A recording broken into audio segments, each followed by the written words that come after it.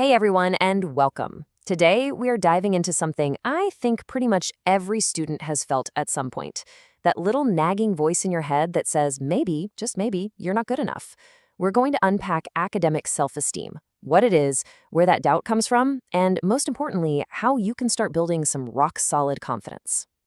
Okay, let's just be real for a second. Have you ever stared at a problem or a blank page and had this exact thought flash through your mind? That sinking feeling that everyone else around you just gets it, and you're the one who's falling behind? Well, if that question hit home for you, I really want you to hear this. You are so not alone. A 2022 NCRT survey found that over 40% of students reported feeling exactly this kind of academic inadequacy. Think about that. That's nearly half. So the big takeaway here is that what you're feeling is not a personal failure. It's a shared experience. So what are we really talking about here? It's super important to draw a line between, that normal, oh my gosh, I have a final tomorrow kind of stress, and something that runs a bit deeper. So let's put a clear definition on what low academic self-esteem actually is. Right, so this is not just about a bad day or one tough subject. We're talking about a persistent, kind of chronic mindset. It's when that voice that says, I'm just a weak student or I'm slow, is on a loop. And the key word here is perception. It's not about your actual real ability. It's about a skewed view of your ability that, over time, can really start to poison your entire relationship with learning. And this is such a crucial difference, you guys. Look at this comparison. Temporary self-doubt, like feeling nervous about one really hard physics exam, that can actually be a good thing. It can light a fire under you, make you study a little harder. But low self-esteem is a whole different beast. It's that chronic belief that I am a weak student identity, and that doesn't motivate you. It just leads to fear and avoiding challenges altogether. Okay, so where does this thing even come from? I mean, we aren't born feeling this way, right? To really get a handle on it and start to fix it, we have to dig into the roots and understand where it all begins. So psychologically, there are a few big things going on. First, there's something called social comparison theory, which is just a fancy way of saying we are literally wired to look at what other people are doing and see how we stack up. In school, that's a recipe for feeling inferior. Then you've got this idea from researcher Dweck called a fixed mindset. It's the belief that you're either smart or you're not, and that's it. So with that mindset, every single mistake feels like the final verdict on your intelligence, instead of just a part of the learning process.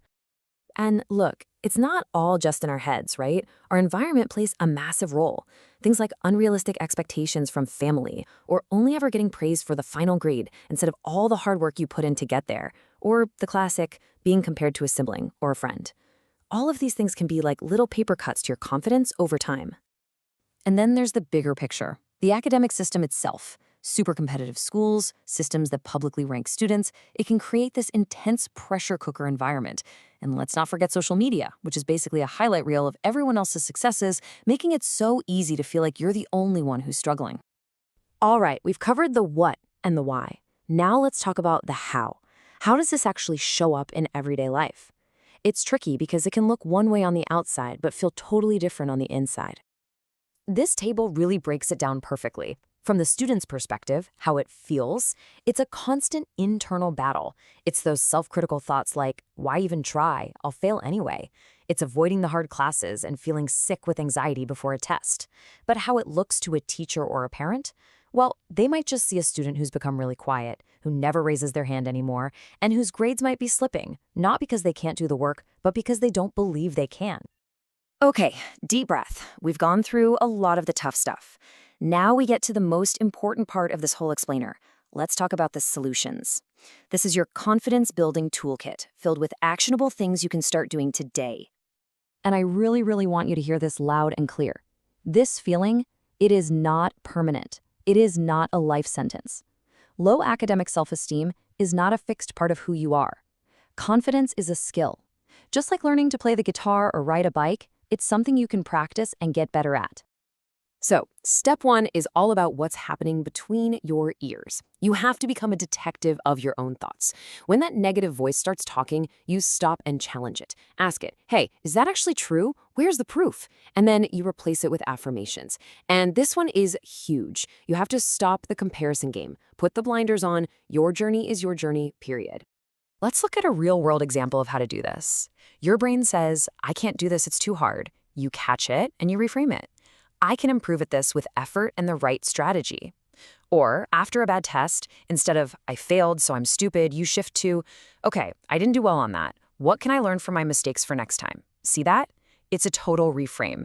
It moves from being about who you are to being about what you can do. All right, step 2 is about getting practical. Confidence is built on proof, right? So let's create some. That massive research paper that feels impossible.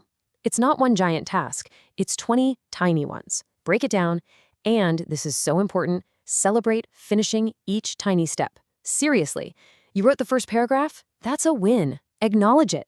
Every small win is a piece of evidence you can show your brain that says, see, I can do this. And for our third step, we have to remember that you're not just a brain in a jar. Your mental health is tied to your physical and emotional health. It sounds simple, I know, but just a few deep breathing exercises before an exam can be a total game changer for anxiety. Getting out for a run or a walk boosts your mood. And building your support system, finding that one teacher or counselor who's in your corner is absolutely essential. So if there's one single thought I could just implant in your brain, it would be this one. My effort matters more than perfection. Make this your new mantra. Say it in the mirror, write it on a sticky note, and put it on your laptop. It's not about being perfect. It's not about getting 100% every single time. It's about recognizing that showing up, trying hard, and learning from the struggle, that's what really matters. So I'll just leave you with this one last question to chew on. Struggling with a new idea is not a sign that you're not smart. It's the opposite. It's the sign that you're learning, that your brain is growing. So just imagine for a second, what could you really achieve if you could separate those two ideas for good? What doors would that open for you?